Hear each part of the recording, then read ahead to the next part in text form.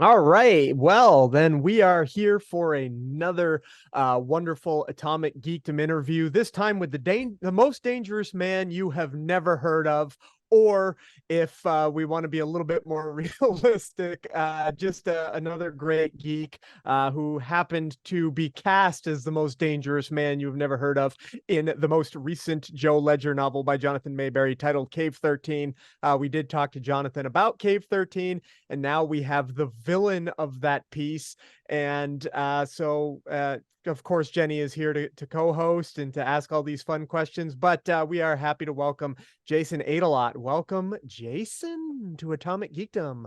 Thanks for having me. In true supervillain form, I'd like to point out that I am the scariest man, not necessarily the most dangerous. Okay, the scariest man. You are correct. I did that off the It's cuff, yeah, and it's burned into my brain. I totally get it. I will well, forever remember that line. I I tell you, should have known it too because you do have a shirt that says "the scariest man you've never heard of." I do. I went to a seminar that Jonathan and I attend every year called Superstars Writing Seminar, and as a Mhm. surprise, not only did I make a shirt that said "The scariest man you never heard of," hashtag Cave 13.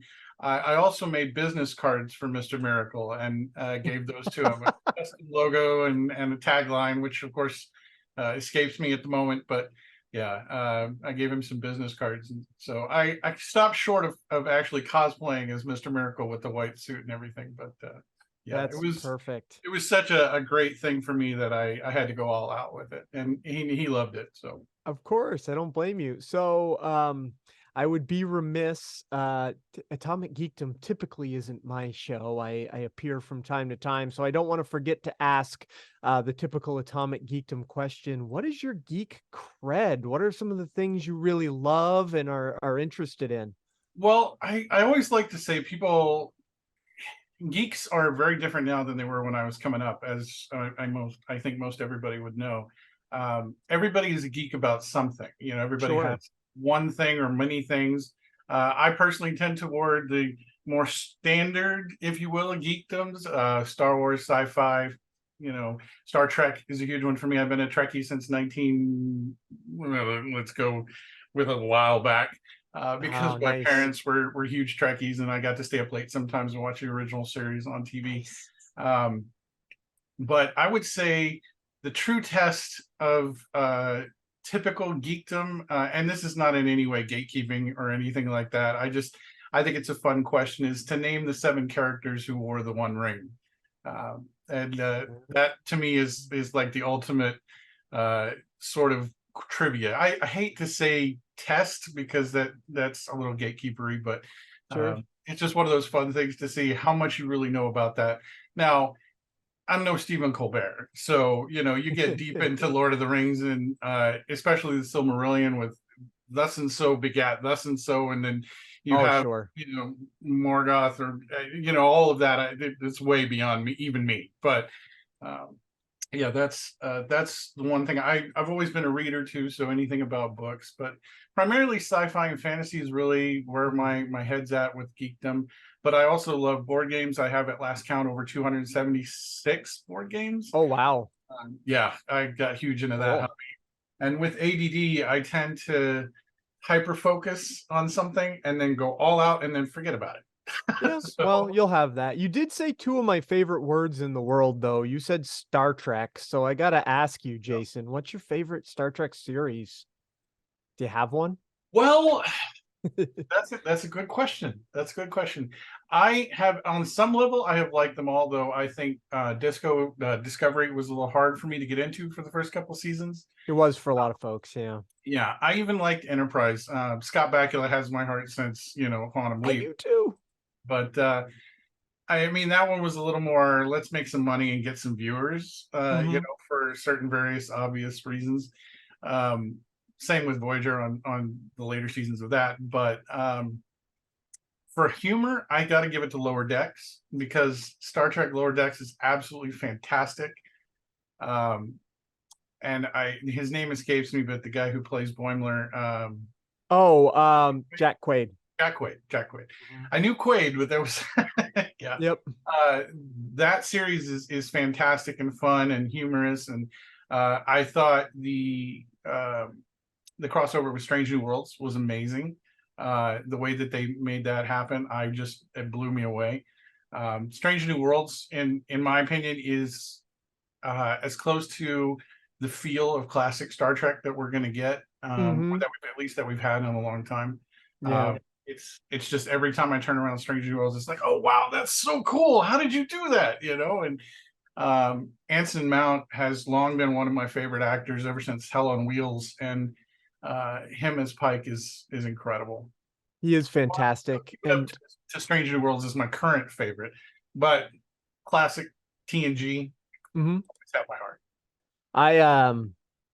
I haven't gotten into Strange New Worlds, or not Strange New. I love Strange New Worlds. I haven't gotten into Lower Decks, and I actually didn't like that crossover with Lower Decks at all. It made me less interested in Lower Decks than I already was. But you'll have that some things. But other than that, TNG, the original series. But for my money, pound for pound, Deep Space Nine is probably the best Star Trek has ever been. I had a feeling when you said you didn't like Lower Decks that DS9 was going to be your way to go. And I didn't like it initially. I watched it because it was Star Trek when it first came out. And then on a rewatch several years ago, I watched all of Star Trek. Yep. That is commitment there. But yes, it is. I got a lot more out of it, especially because I'm older, especially because of the politics that were involved.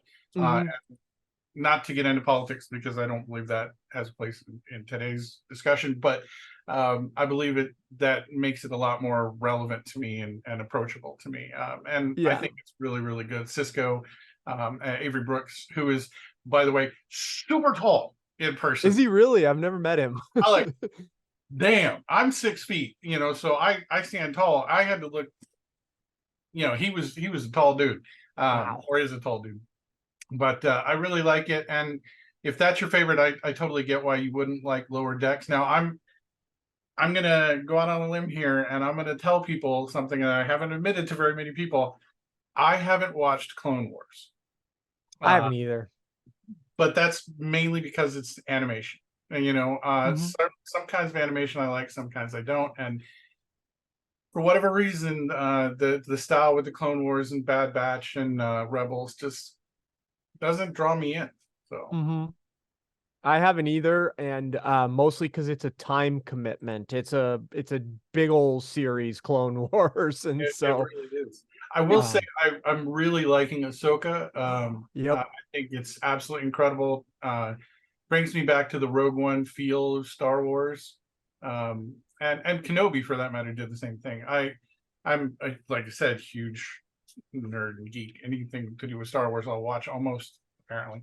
But yeah, it's a definite commitment, that's for sure. Nice. I'm glad that you kind of said that. I thought it was like maybe because I'm a little bit older generation of Star Wars. I'm definitely the old school type, but I couldn't get into the cartoons, and everybody's like, you have to watch the cartoons. They are the best. They're the best storytelling. And I'm not into that style of animation either, so I haven't dove in. But I'm kind of on the opposite. I need to go back and revisit Ashoka because I couldn't get into it. And I felt like there was too many Easter eggs to the cartoons that people that I knew watched it were all in. They were like, they just did this, they just did that. And I'm like, I don't know what you're talking about. But they're doing such a fabulous job with some of the Star Wars stuff. Like I did really enjoy Kenobi, and Andor, I think, is probably one of my favorite things I've seen in a long time. Yes. An amazing job with Andor. So one day I'll have to do that full watch. I can't remember that actor's name, but Diego Garcia? Something? I think so. Diego Luna, isn't it? Luna is his last name, I think. Yeah. Diego Luna, yeah. I've liked that dude since The Terminal. Man, that was when he was cast as Andor in episode 7? Rogue One? Rogue One. Yeah, because obviously he wouldn't have been in episode 7. Yeah, when he was cast in Rogue One, I was like, oh, that's the guy. What was he in? Right. I was very I think he's really, really good actor, and Andor is incredible. So Some quality writing on Andor too. Like I like that they took the time to tell the story and it wasn't just lightsaber fight into lightsaber fight with an explosion. Like they really took it and was able to pull the characters out, which I think it's an interesting thing, even with Star Trek and Star Wars or any creative stuff now, is how to hold the audience of like a TikTok viewer, because it's quick 20 seconds and you've got to get the whole story told. And then you take a show like Andor and you can span it out. Can you keep their attention through the whole thing? So it's interesting. I even during Stellan Skarsgård had a monologue about sacrifice in Andor that was absolutely riveting. I mean, just I went and watched it 3 times in a row because his performance, and all he was really doing was standing there talking, right? It's just a monologue. But that sacrifice, I've talked to several people who said, oh yeah, I just fast forwarded through that because it was too long. And I was like, oh, you've got to go back, force yourself to watch it, because it's some of the most amazing acting. I mean, Stellan is incredible as an actor, and he is in everything, Avengers and everything else. But sorry, Thor and the other stuff. But in that one scene, that particular series, he's amazing. But in that particular scene, I mean, that's Emmy winning right there in my book. Yeah, and man, I can't believe I did read recently something about like there's a new trend of people I've always heard of people listening to audiobooks and podcasts at like 1.5, 2 times speed. And then I read recently that people are like watching shows at an accelerated speed, especially to get through the quote unquote talky parts. And I wanted to flip a table. I was like, this is not how you consume art. Like the talky parts are usually some of the best parts. The talky parts. That I'm not trying to throw shade or anything, but this reminds me of a Britney Spears quote from when she went to Sundance, where she said, "I didn't like that movie, whatever movie she was referring to, because it was too thoughty." Oh, jeez. Oh, man. I mean, God love her; she's had enough to deal with. Sure, but I think is an example of pre-TikTok generation, because TikTok didn't exist back then, but. The attention spans, like you were saying, Jenny, just shorter and shorter and shorter, and the writing has to be incredible, which is hard on us. I mean, we try to make for great writing anyway, but you gotta keep that viewer's attention, and sometimes that takes lightsaber battles. I think that's what is great about, I mean, across all genres, books, television, movies, even video games, the ones that stand out are the ones where the writers haven't caved to basically the marketing team.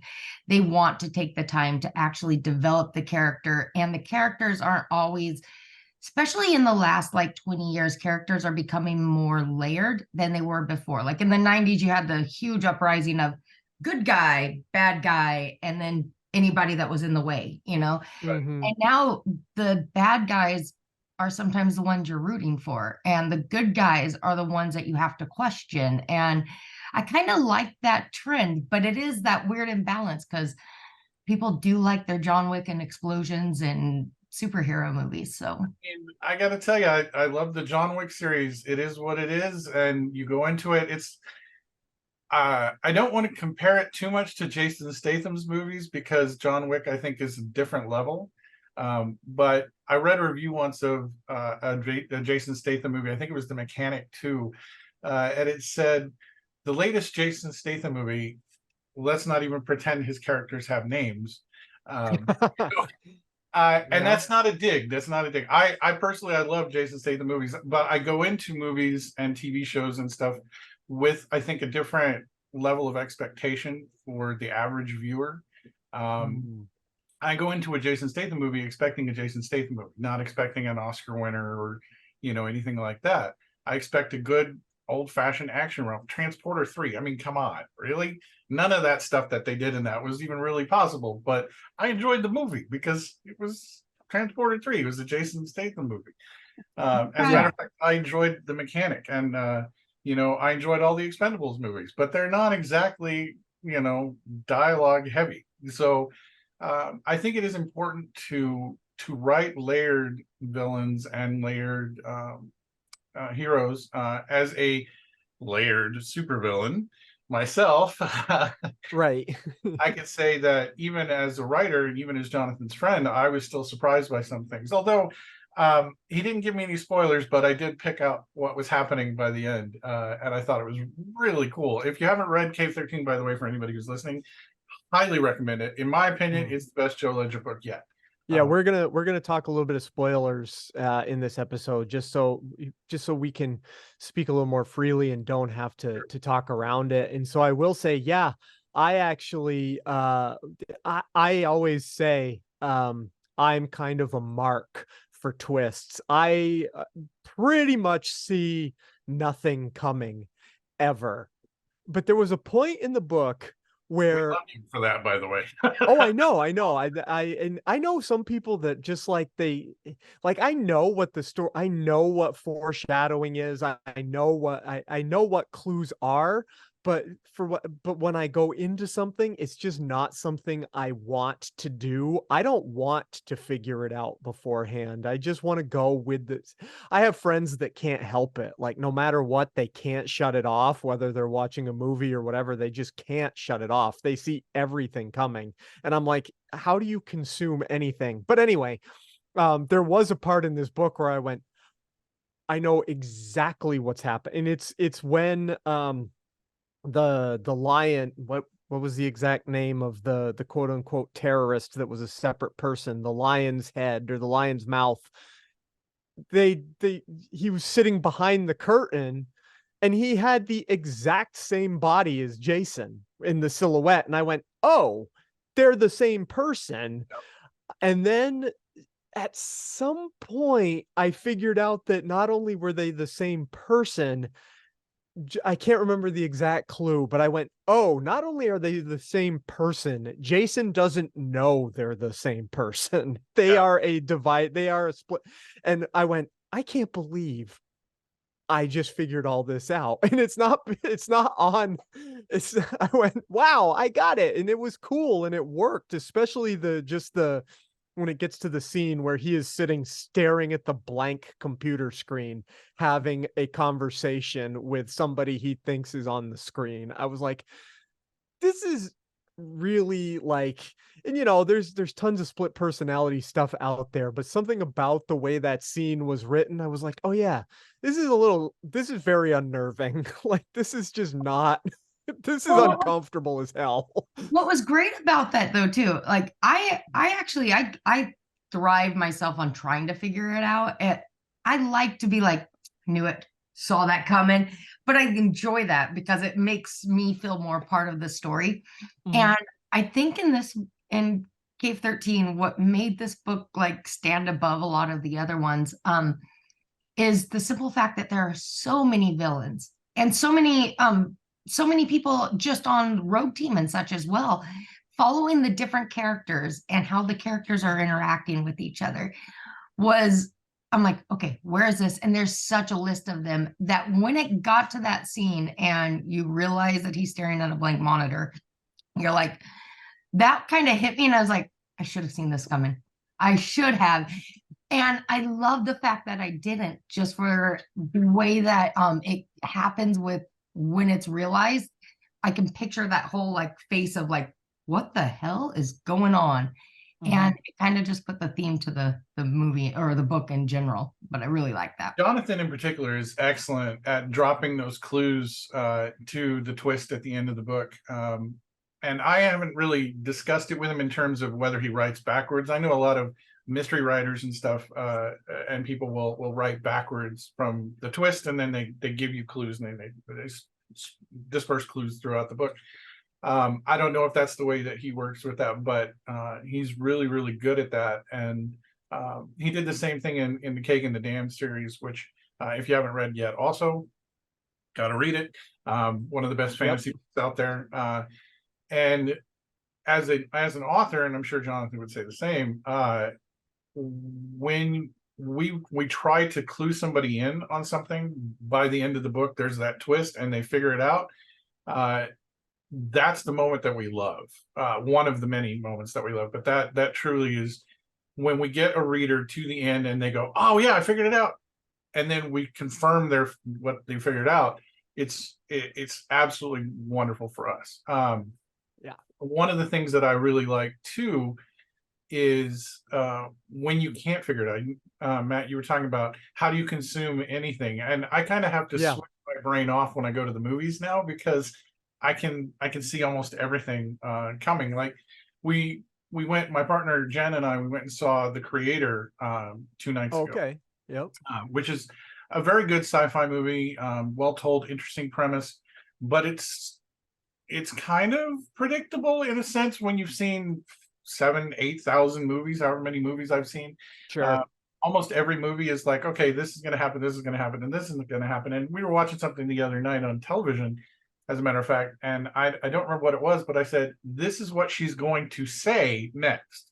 No. And sure enough, that was the next line. Oh.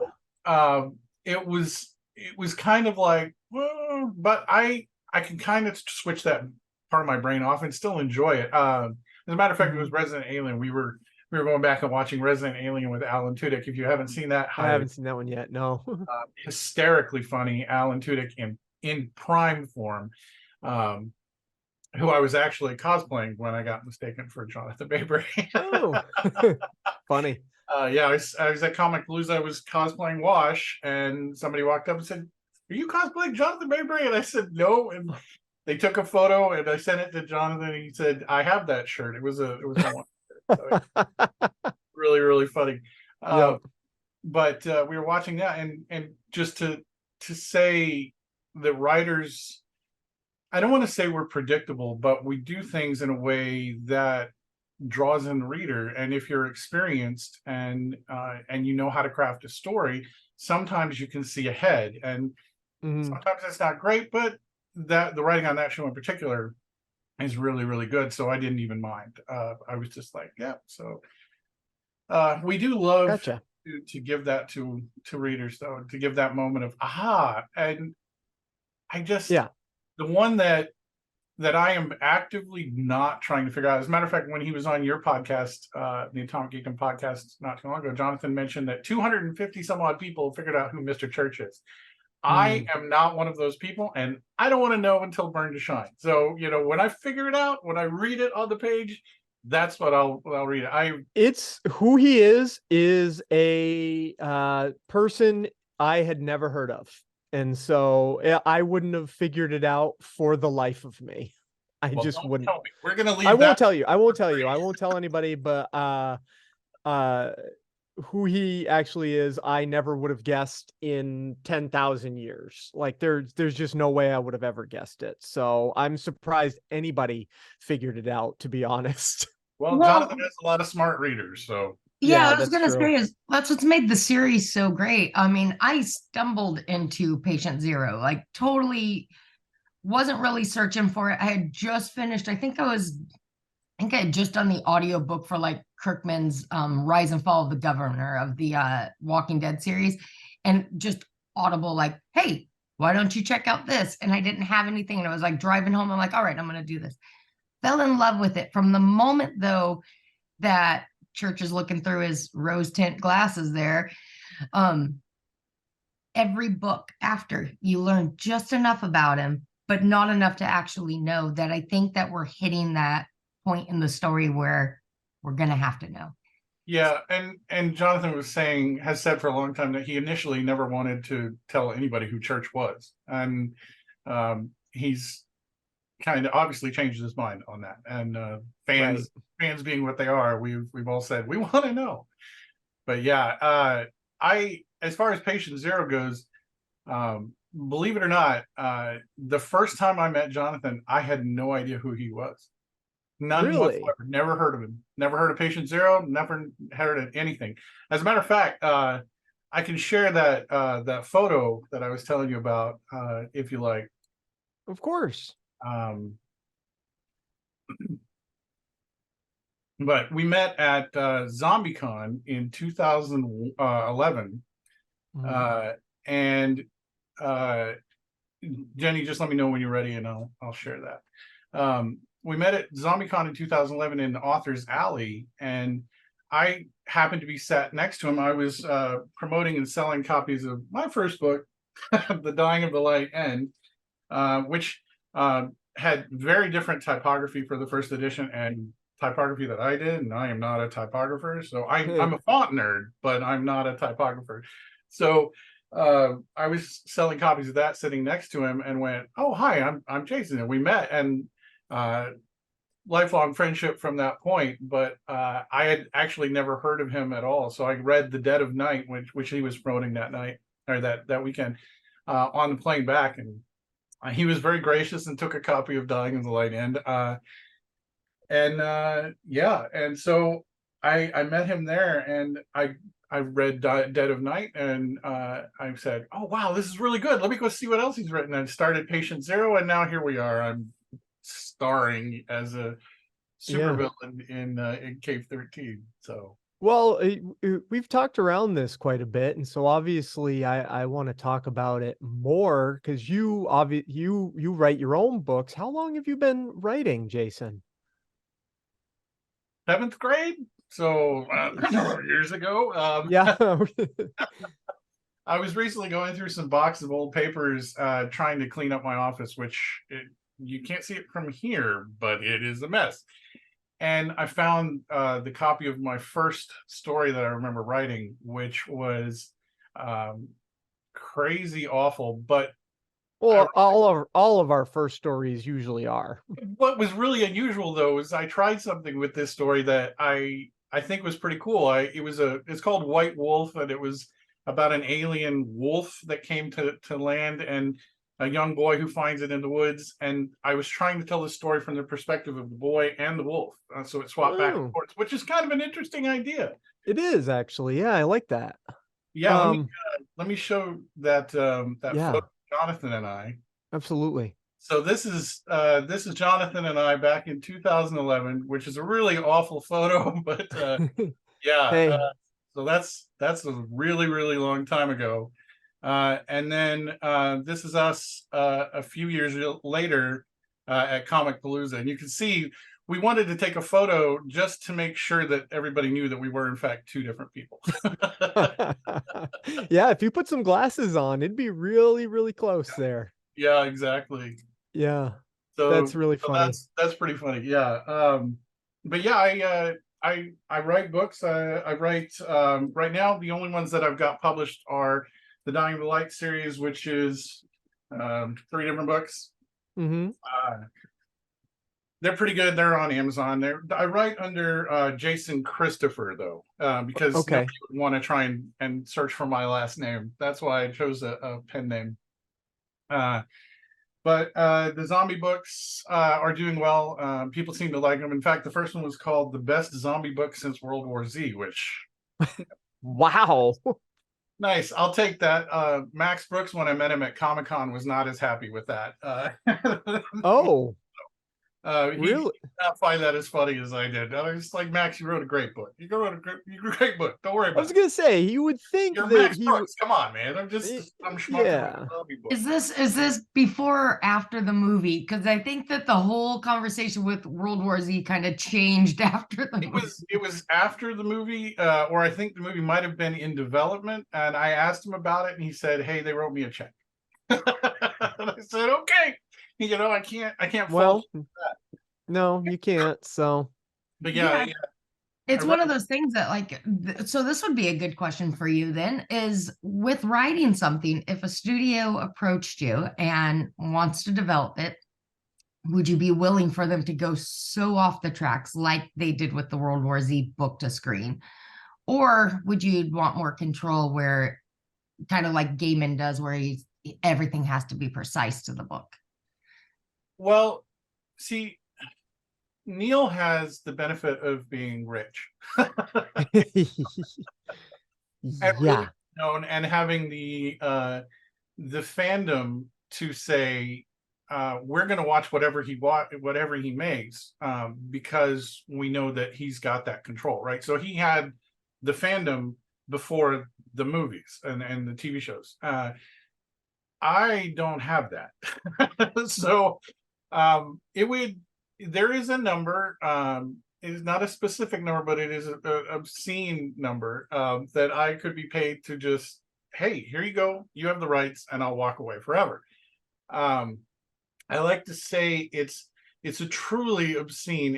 It's not money I burn money. It's money I burn to keep my other money warm money, right? So there is a number, but I like to think that I wouldn't necessarily give up creative control fully, because the story is important to me, just like it is to every author. But I mean, we all do live in the real world too. So, at some point we have to say, well, that is a lot of money. So maybe so. And that would, amount of money large enough would let me work on other books and other properties and write full time. I have 127 different ideas for novels at the moment. And because I'm just a little anal retentive, I have them all in a spreadsheet. And so I keep track of them that way. That's, I mean, hey, good on you. If I wrote 4 books a year till whenever, I would be writing till I was 92 at this point, with just the stories I have. It took me most of this year to write my very first novel. I've been interested in writing my entire life. I went to college for creative writing, and then I got out of college, and the real world happened to me, and depression and anxiety problems happened to me, and my creativity went away for several years. It was just gone. And then this year, I was like, you know what? I've got this idea and I'm just going to go with it. And, slowly but surely I banged it out, and there it was. Now the first draft is done. So, well, don't feel bad. This behind me up here, this is a book 6 years in the making. Oh, wow.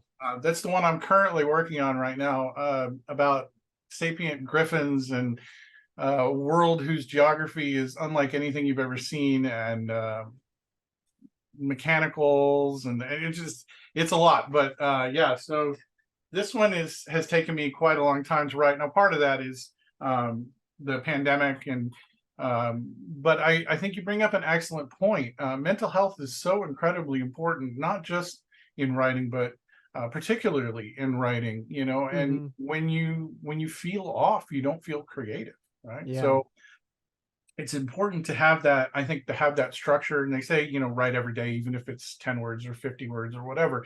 And that's true, but also be kind to yourself.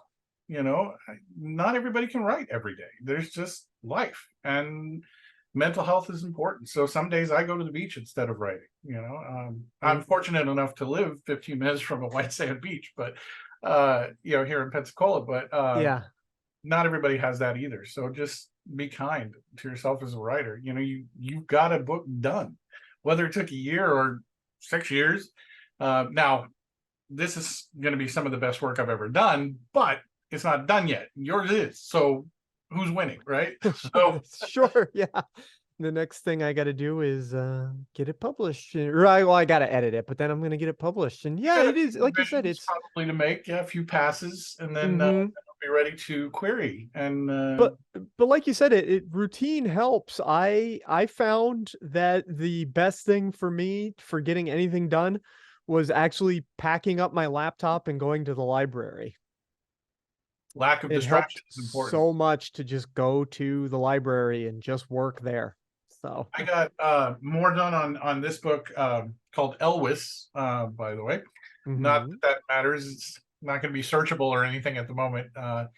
But I've got more done on this book in the 2 weeks that I went to Kij Johnson's writing workshop in Kansas at KU than I had in the previous 2 years, since the last time I took this to Kij Johnson's workshop in 2019, right before the pandemic. So perfect. Having that lack of distractions, I was around other writers, 6 other writers, 7 other writers for 2 weeks, and we had nothing. I mean, we went and did things, but it was mostly about writing, and so we just sat and wrote and had accountability meetings every day. And did you do what you were supposed to do? And that's the important thing is the routine, whether it's a daily routine or just a regular routine. And for me, anyway, accountability really, really helps. I try to do a scene every day, and that really has stepped up my game with the book, with the writing. I broke everything down into scenes, and I started thinking, started thinking a little bit like Jonathan, the way he structures his books.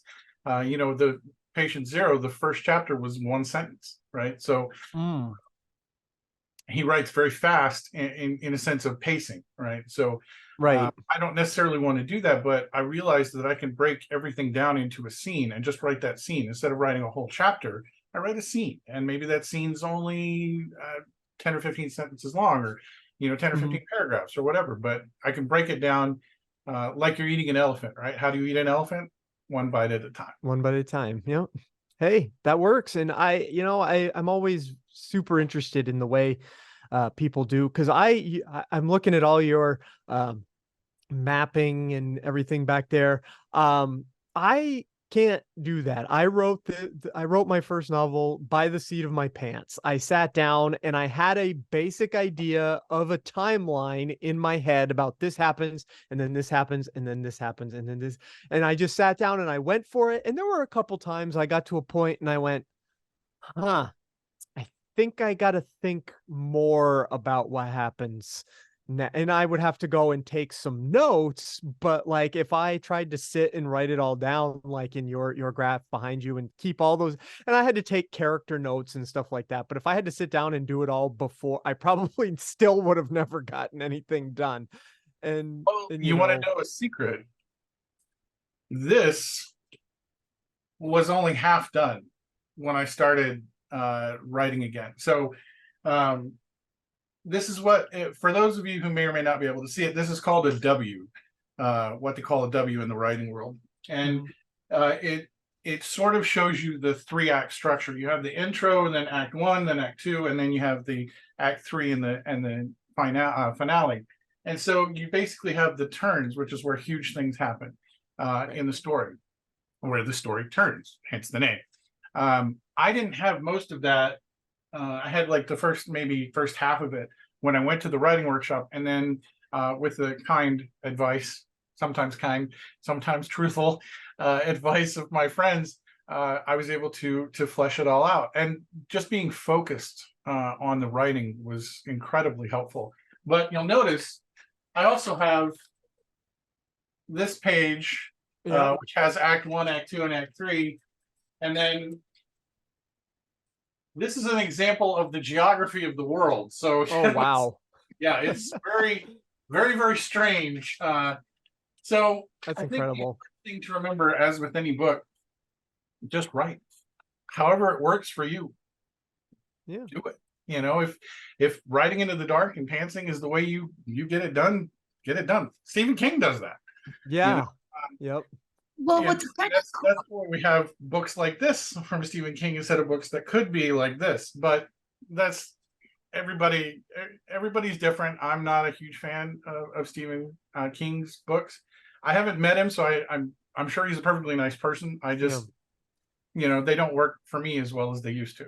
I love his stuff, but even I can go, you know what? Sometimes he needs an editor. Like, I know he has an editor, but I'm not sure what his editor does, which I hate to say. But sometimes I am reading a Stephen King book going, oh boy, there's a lot of this that could come out of this book. I think though it was kind of like what we were talking about earlier with movies. It's like I'm one of those that do love Stephen King, but I have to be in the mental state to go into a Stephen King book, because I know what I'm going to get. I know there might be 10 chapters that can be completely taken out of the book and just drizzled down to a sentence. But if I go in, it's kind of that filler read where I know I'm going to love the characters. I'm going to love the overall horror or direction of the story. I just have to know I'm going to have the time to get there, because it's not going to be a quick read. But going back to kind of what you guys were saying is, growing up reading, I always thought of authors as very individual. Like They sat at their one desk, they wrote their story by themselves type thing. Mhm. And especially with like social media and just how many more avenues there is to connect people. I watch like some of these conversations. There's such a community of writers, and everybody does things a little bit differently. But I love the idea now that everybody has each other's back. Like you can watch five writers get together and share what did they learn from each other. And we're talking accredited or first time writers. Um, so where I'm going with this is, especially for you, Jason, and Matt, tap in as well, is do you find that that community helps propel and direct your stories? Or do you think that you would prefer to have it like the quiet library? When I'm actually writing, I would prefer the quiet. Mhm. But in developing the story, I would 150% rather have writers around me. This book is going to be absolutely a better book, 150%, 200% better book, because I was able to workshop the ideas and work through plot holes with everybody at the workshop. And by the way, I highly recommend anybody who's wanting to be a fantastic writer, or even better than where they are now, check out this workshop. Kij Johnson, K-I-J is her first name, Kij Johnson. She runs a workshop in the summer at KU, at Kansas University. Oh, that's cool.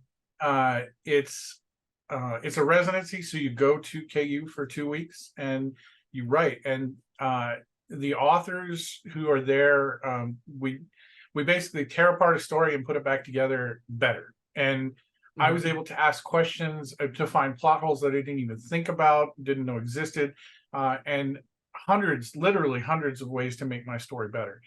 And that's all down to other writers, people who are, I'm focusing on the trees, they're focusing on the forest, if you take my meaning. And you don't have to go to KU and spend 2 weeks in Kansas, and Lawrence, Kansas, which, by the way, is a beautiful town. Lots to recommend Lawrence, Kansas. Incredible food, too. That's where the Winchesters are from. Dean and Sam, Lawrence, Kansas. That's a series I tried to get into and couldn't, but that's okay. I'm not knocking it. I understand. Yeah, sure. And sure. Absolutely. The fans are hyper vigilant about that, and I get it. I totally get it.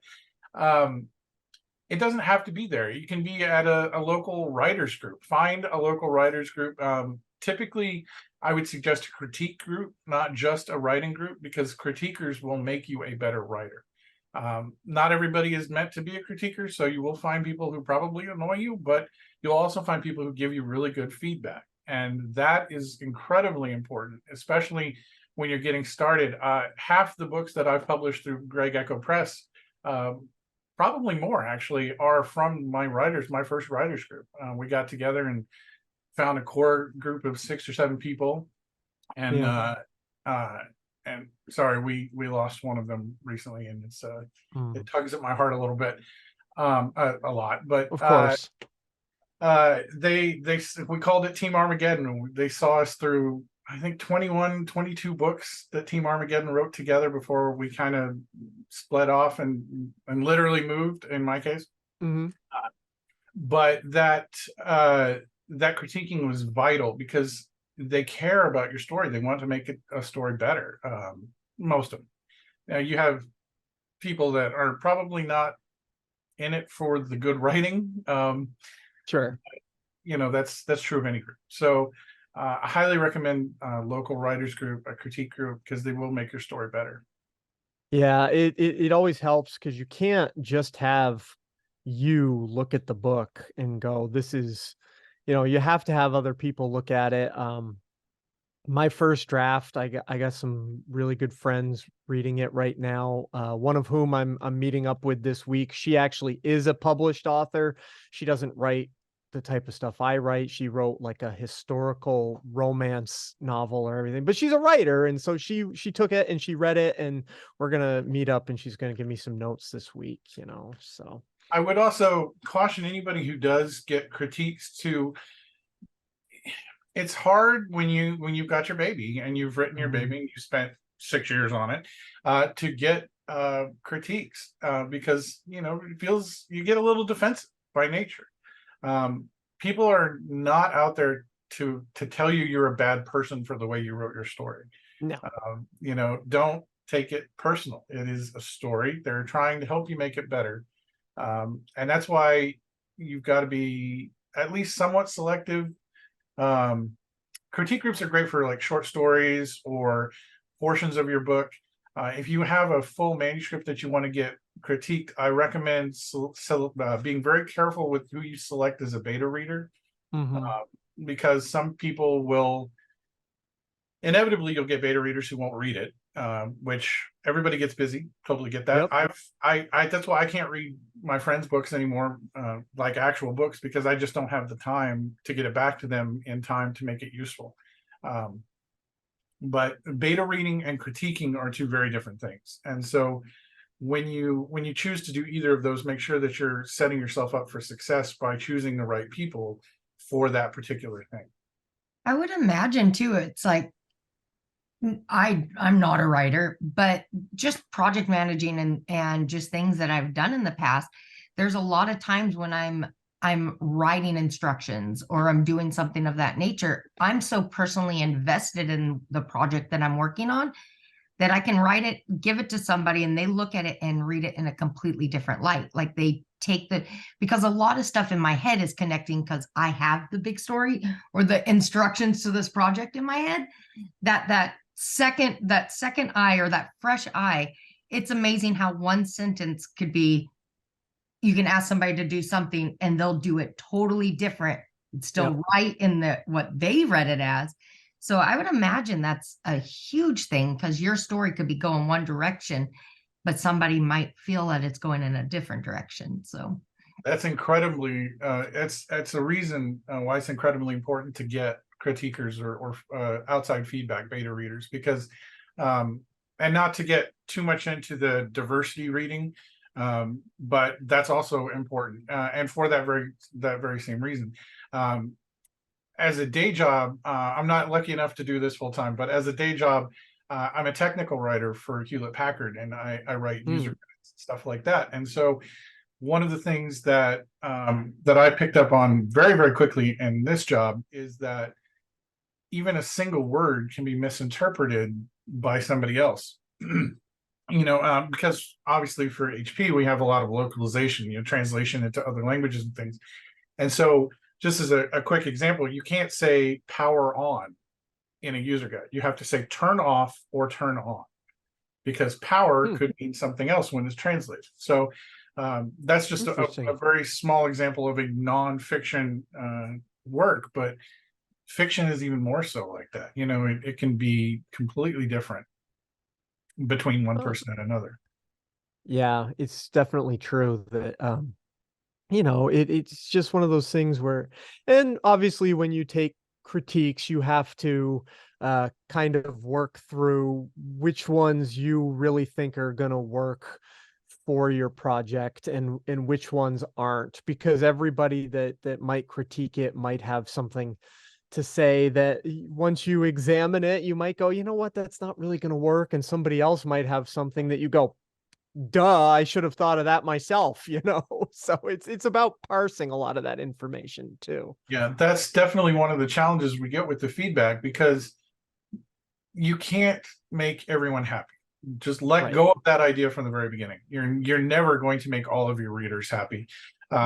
There were a lot of things with my zombie books that people didn't like, and I understand that and I accept that, and I think your opinion on that is very valid, but I'm not going to change it in my story, because at the end of the day, it is my story. And if I'm willing to accept the consequences of telling the story that I want to tell, then okay. Now that's not to say I'm gonna, you know, do something really truly awful. But I'm sorry, I probably shouldn't have said that, but you know, We're amongst friends, it's okay. We get it. I appreciate that. Very, very disappointed about that. But you know, I'm not going to make a choice that I think would be bad. I'm going to stay true to myself. You know, I think, and the story that I want to tell. I'm going to take and accept feedback, but I'm not necessarily going to change things because of it. And I think you have to set that expectation with people who critique your work or give you beta readers and that kind of stuff too. I'm glad you vocalized that too, because I know there have been series that I've been involved in, and once they've gotten popular, the story has changed in the direction that the fandom wants, right? So they become more fan fiction than the actual initial stories that you start. And it's got to be difficult though, because some of the ideas people have are great, but it's not necessarily the direction needs to go. It's kind of like a cliffhanger in any story or any movie and such. I always appreciate when the creator leaves it open-ended and I can formulate, well, I think this is what's going to happen, or I can do this. But I always like it when they make the decision for me. You know, if I got to make the decision, like it's a choose your own adventure and such, I don't know if I would like it as much, because I want that author to direct me, or to have, because some great series have fallen very flat the moment the fandoms have gotten involved. Well, there's something to be said for listening to your readers, I think, like you were saying. But there's also a lot more to be said for staying true to what you feel the story is. I'm kind of in a different place with open-ended stuff, like especially movies. Can't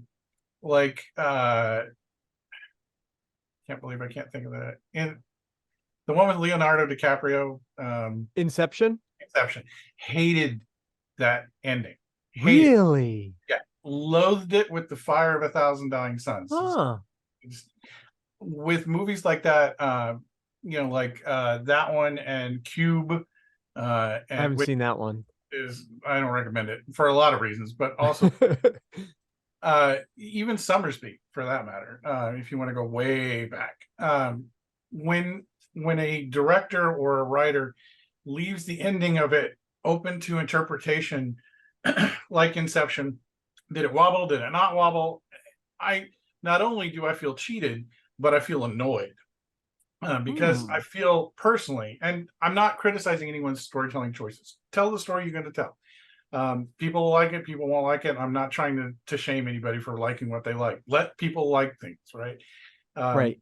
Personally, I feel like I was told part of the story. As an author, I want to tell a story beginning, middle, and end. With a movie like Inception, I felt like, well, where's the rest of the story? And that's what annoyed me the most, is I was told to figure it out, which is not why I read or watch movies or things like that personally. Sure. That brings up an interesting question too, because with genres and things, like I go into most Christopher Nolan movies going like, is he going to tell me the story, or do I have to listen to the pace of the music to figure out what dream level we're on, and et cetera, et cetera. So you got to prepare yourself for that. But for genre speaking, whenever I read that I like, and I'm trying to, and somebody says, what type of book is it? It's easier for me to tell them like a quick plot summary than me go, well, it's a sci-fi book, or it's a fantasy book, or it's a horror book, because books overlap so easily. Like even with Cave 13, it's kind of a horror book, but it's also like a military suspense book. And it's, how do you, when you approach a story, how do you approach the little hashtags that would go to it on, like, it's a horror book or it's a sci-fi book? How do you line that up? I want to say that I have very specific rules, but I don't. I dislike genres in that sense. My buddy George Wright Paget, who's one of the first people I published, also has one of my top 5 sci-fi novels ever called Spin Down. Highly recommend it. And my favorite steampunk book, which I also published, thank you very much, Alton Heights, fantastic book. He doesn't write to genres either, and he's not a sci-fi author or a steampunk author, or he's written sci-fi, hard sci-fi, which is Spin Down, Heinlein, and Isaac Asimov. He's written Alton Heights. He's written Drift Pattern, which is another sci-fi novel. It's about time travel. It's his most recent one. Highly recommended, but also very thick. And then he's written horror mystery, in Cruel Devices. So I think George is probably one of the most he's an author I tend to follow because I don't like to write to genre. I like to tell a story, and whether Yeah. that's a zombie horror mystery, sci-fi novel ish, post-apocalyptic, um, or a story about sapient griffins, or you know, uh, my I have a fourth book that I've finished but haven't finished revising called Steak Tartare, which is about set in the 1940s with a detective. It's what I call noir light, and so I don't stick to genres either, and I don't think my stories will either. The one thing I've discovered recently, though, is that most of my books are post-apocalyptic, and I don't know how that happened. Most of my stories tend to be post-apocalyptic, even if, like this one, it's 1,000 years after the apocalypse. It's still technically I don't know where that comes from, but you know, I think if you try to write to genre, you're gonna too much coffee. Let me settle down.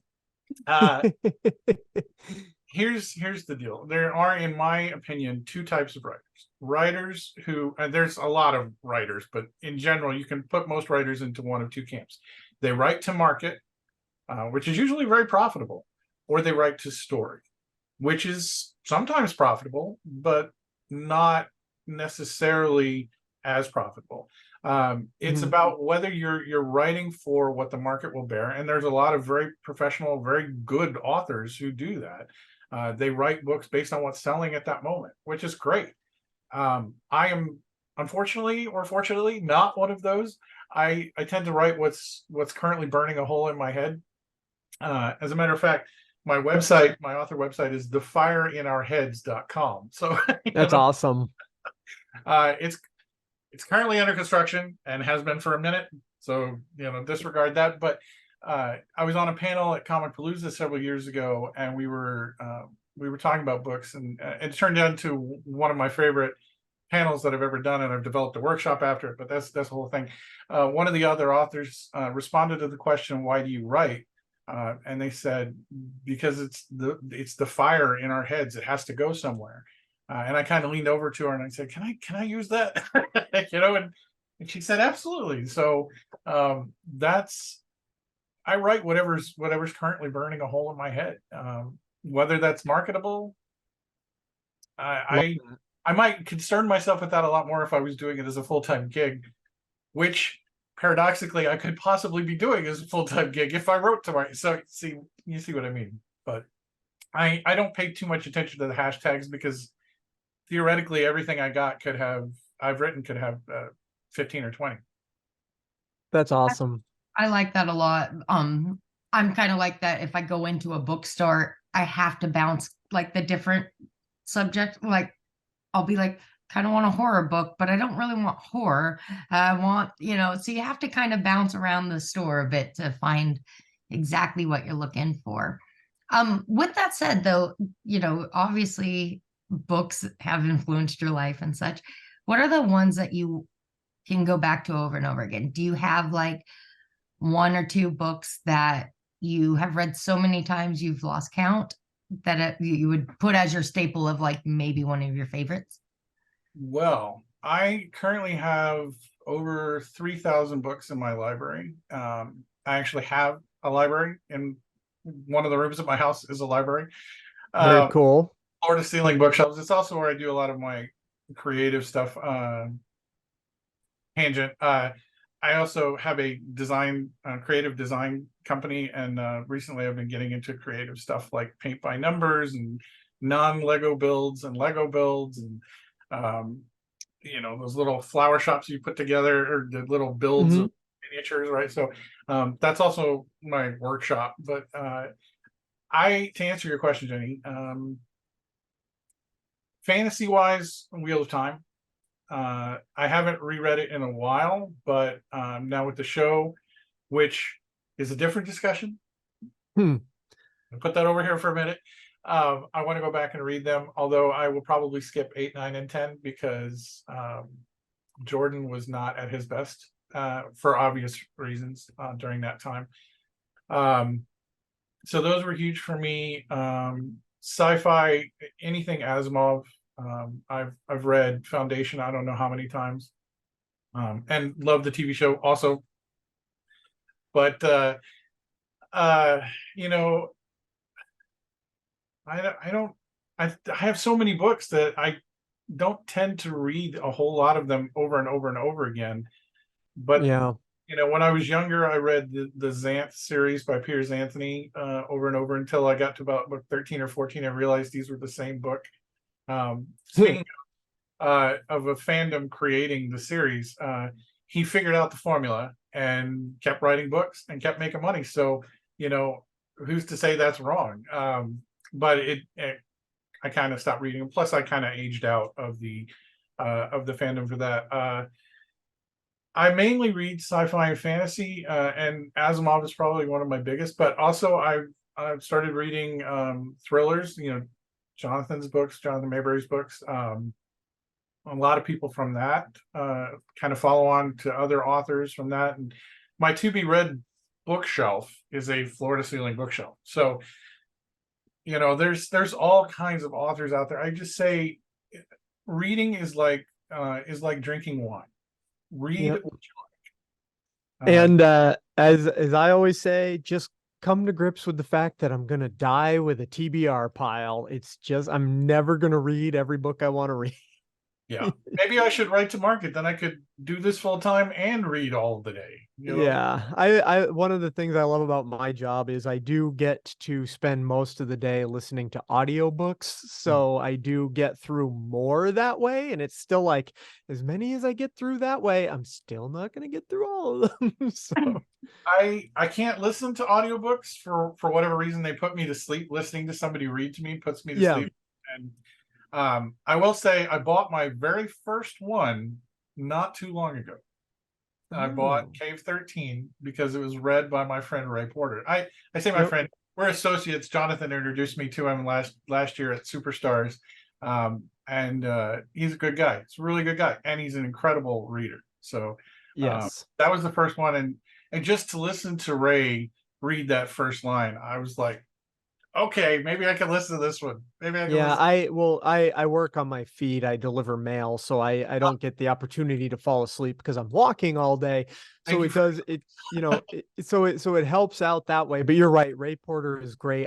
He reads Peter Klein's Threshold series, yeah. which a few of those books are only available in audio. Peter doesn't have interestingly enough, it was an interesting choice, and I like it. I'm fine with it because it's Ray Porter, but they're only audiobooks. I think there's 4 books in that series currently, and I think 1 or 2 of them are only available in audio right now. So Yeah, they're doing a new thing with Audible where Audible has Audible exclusives and they'll add mhm. things. And I think Mayberry's done 1 or 2 for a different series. I can't remember. He has an Audible exclusive. It's a short. It's called Lullaby. It's not very long, but it's good and it's there, and that's an Audible exclusive. So Speaking of writing to market with Peter's books, that's why he doesn't write the X series anymore, because people just weren't buying them. And mm-hmm. to me, that's incredibly sad because I thought those were fantastic books. Yep.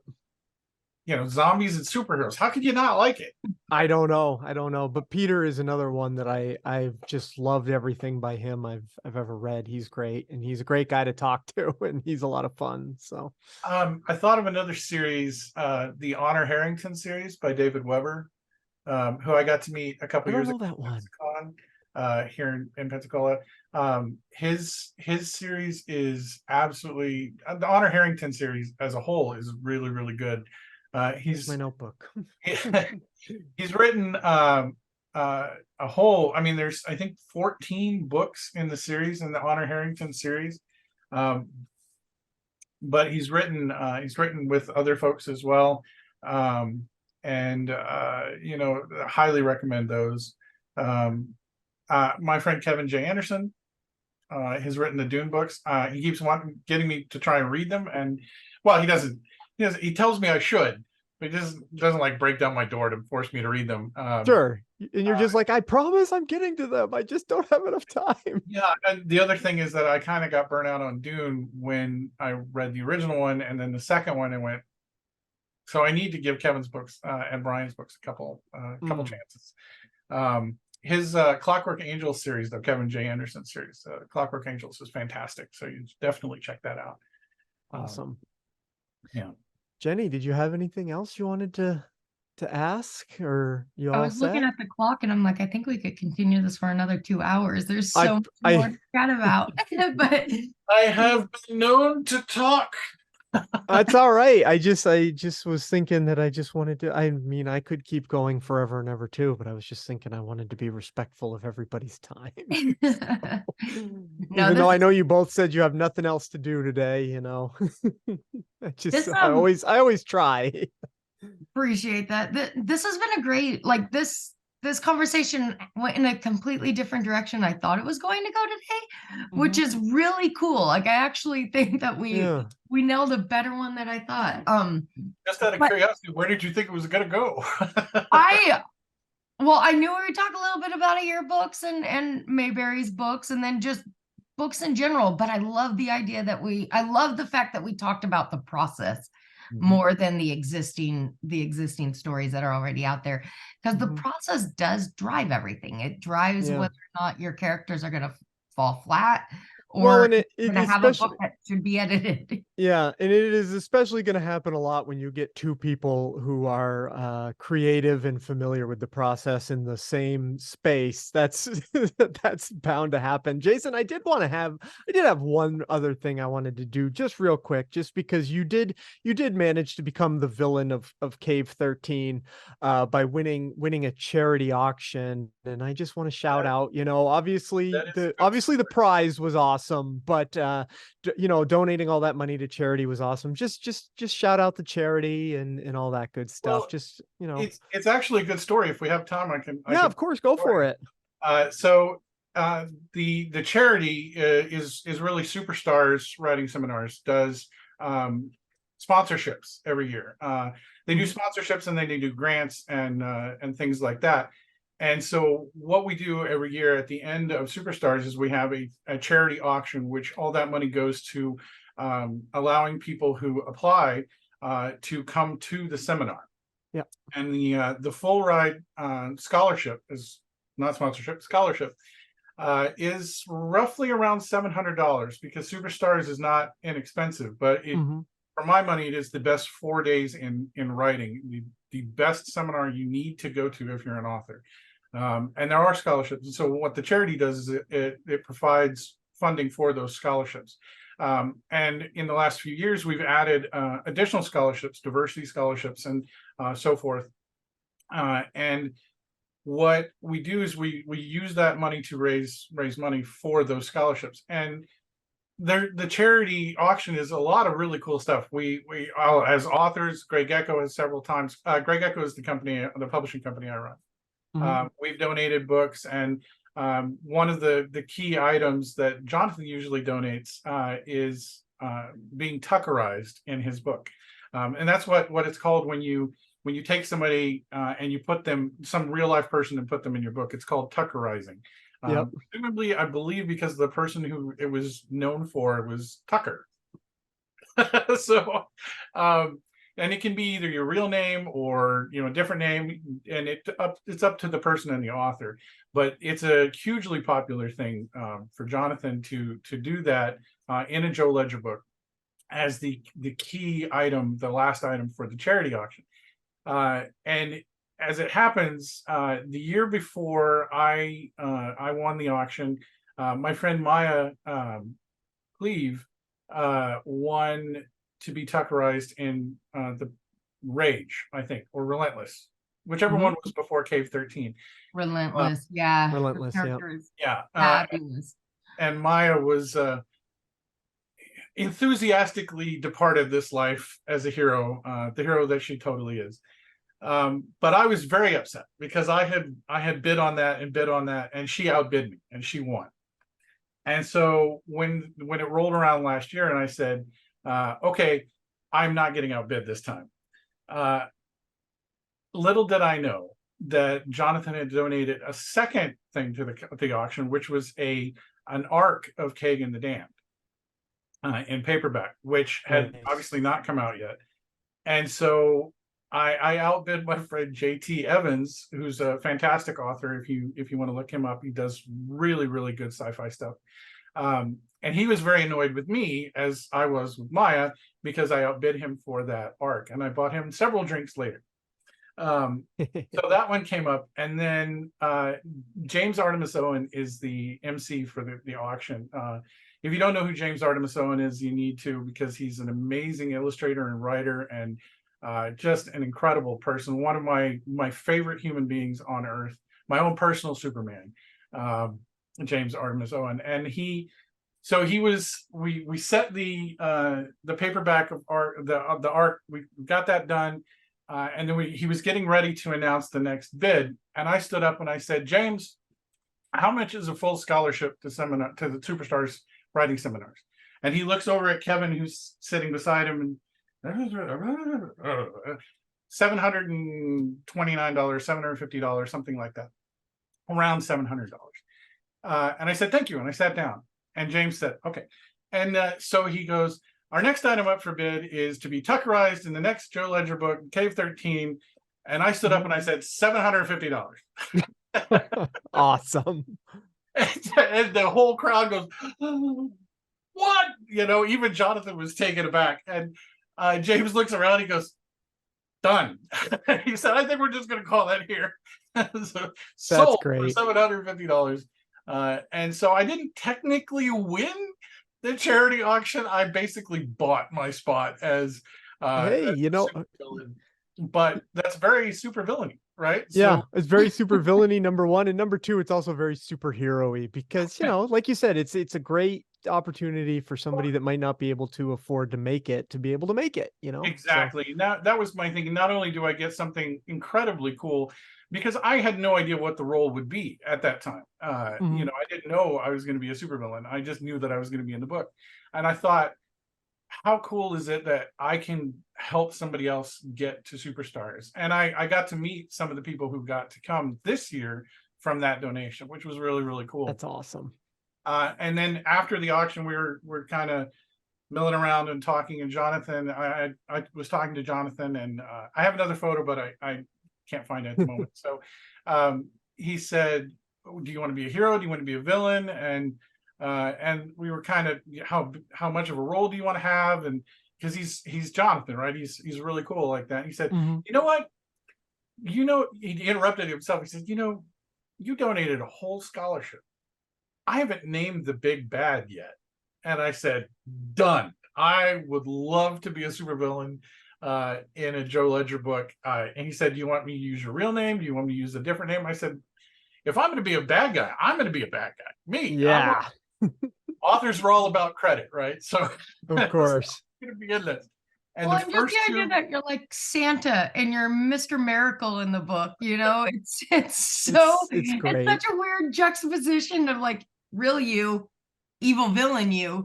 Like, it's awesome. We had a lot of conversations about how he would describe me, what drink I like the drink that I drink. And my favorite scene in the book where he snaps his fingers and everybody turns. Yes. That I was like, wow, that was such a cool moment. But we talked about everything like that, and being described as a slightly slimmer Santa Claus down to the blueberry blue eyes, and you looks like somebody you would leave your kids with, knowing they couldn't be safer. Yeah, no, he's a monster. I mean, that's first rattle out of the box.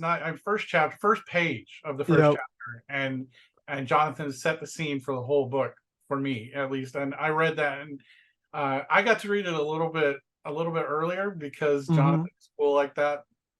So he sent me the unedited manuscript, which was really, really cool. He does not do that for everybody. Not that of course. I'm not saying I'm cool. I'm saying don't expect that if you get tuckerized. Yeah, of course. Yeah.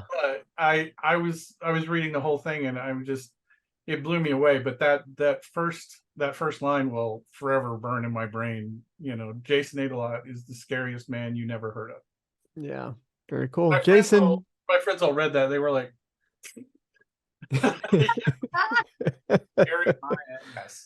oh boy, Jason, thanks so much. Shout out all your books and your publishing company and all that good stuff again before we get out of here. Yeah, I own Grey Gecko Press, Grey, because I'm an Anglophile, I guess. Grey Gecko Press, like Grey Echo. Grey Echo. Gecko, like the lizard, the gecko. I'll put some notes in the Okay. in the show notes. We have everything from Asperger's to zombies. We do fiction and nonfiction, and mine are the zombies, obviously. The series is The Dying of the Light. This is the third book in the series, Beginning, which is the third book. The Dying of the Light. Yeah, The Dying of the Light. Interesting side note, I got a review of the first book that told me I ripped off the video game, The Dying Light, which I thought was interesting because my book came out in 2011 and the game didn't even start development until 2012. But, that's why I don't read reviews. There's, I don't know if you've heard the terminology, but there's a lot of things that are happening like that. Like you mentioned the creator earlier. There's a comic book called Descender that's almost the same storyline, but there's this new terminology called separated at birth, which they're not stolen off of each other, but they started around the same time and they're similar stories that were never connected. There's a phrase in bioscience, it's called parallel evolution too. Ooh, I like that one better. Yeah. So I write the zombie books. I'm currently working on the Sapient Griffin story called Elvis, hopefully due out next year, maybe. We'll see. Steak Tartare is the Supper Club series, which is noir light beach reads. And Joe Ledger Coffee keeps it all going. You didn't get the cup of sadness? Is that the other one? The sadness water is not coffee. You're gonna drink coffee, drink coffee. Very good. It doesn't fuel anything for me. It doesn't, all props to Rudy and everything, but it doesn't work for me. So yeah, that's my books. The company is greygeckopress.com. I know exactly who I'm going to be submitting my book to. Well, we'll see. Yeah, I know. Good. It's got to be good, man. It's got to be. I know. This has been such a fun conversation, and anytime you have anything new out, you are always welcome back. Anytime you want to reach out, I'm happy to talk, as should be obvious by now. Yep, obviously, but like she said, come back and shill all your new books. We're happy to talk about all your books whenever they're out. I will. And we're here. Especially happy when this one is done. It's not like anything I've ever read, which is one of the reasons I'm so excited for it. Well, we over here at Atomic Geekdom and Two Broke Geeks, like we love to chat about anything and everything that's cool, that's cultural and geeky, and you name it. So even if you read a book, if you get to one of those to read books, and you're just like, I need to chat. Nerd. I actually used to host for a company called Geeks Who Drink. They're a trivia company. I used to host for them and do weekly trivia nights, and so anything pop culture related, that's one of the reasons Jonathan and I get along so well, is because we're such pop culture nerds. Although he has a much cooler coffee cup than I do. Mine only has geckos. This is actually why the company is called Grey Gecko Press, is because I bought this coffee cup. But his has tentacles coming out. So I just like to say on that side. Thanks, guys. Thank you so much. We'll talk soon. Yeah, absolutely. Bye-bye.